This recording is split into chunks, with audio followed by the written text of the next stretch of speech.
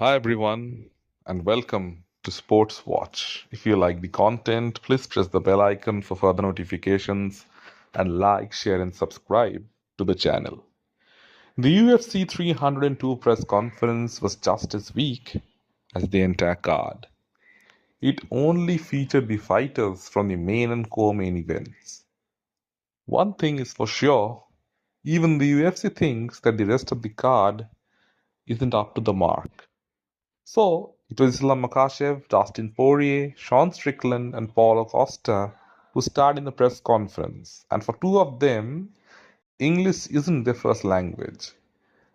For most of the press conference, people were trying to understand what Costa was saying, but he was entertaining in his own way.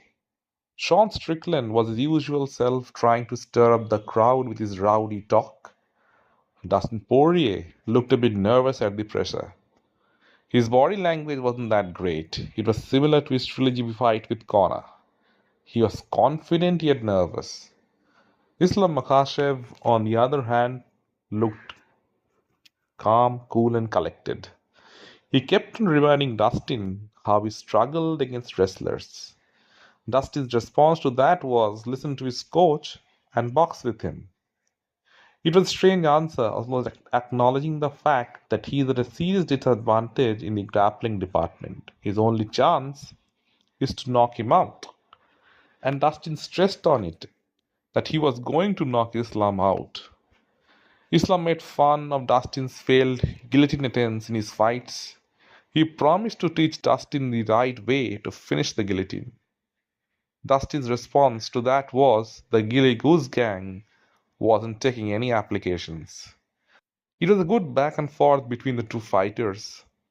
How cool would it be to see Dustin finish Islam with the guillotine after all the mockery? It's the most unlikely of outcomes. Dustin's MMA career has come full circle. It's his last chance to complete the story. He has fought the best in the division but has always come up short at the last hurdle. He should throw caution to the wind and risk it all. Islam is a better striker than Khabib.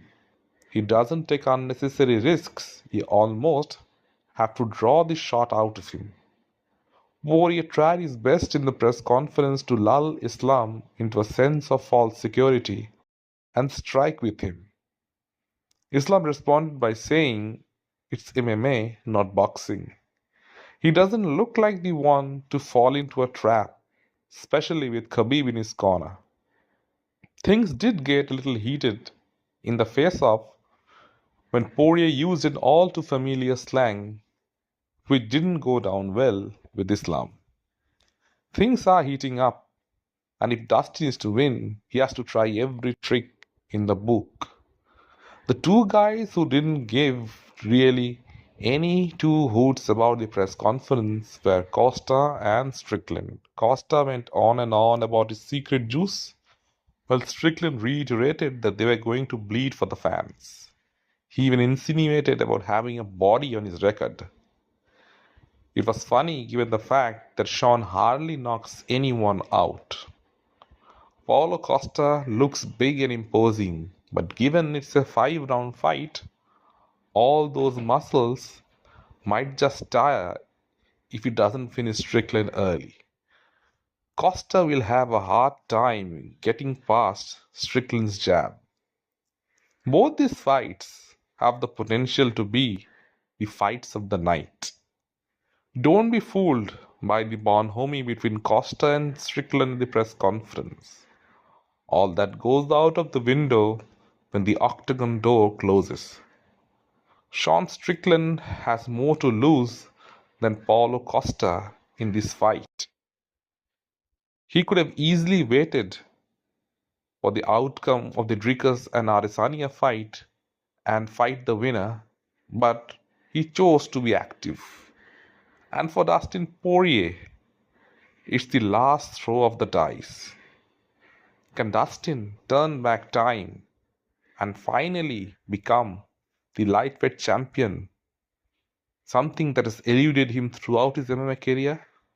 Or will Islam be too much better for Dustin, too much more clinical for him? Let me know in the comment section what you feel. And if you like the content, please like, share, and subscribe to the channel.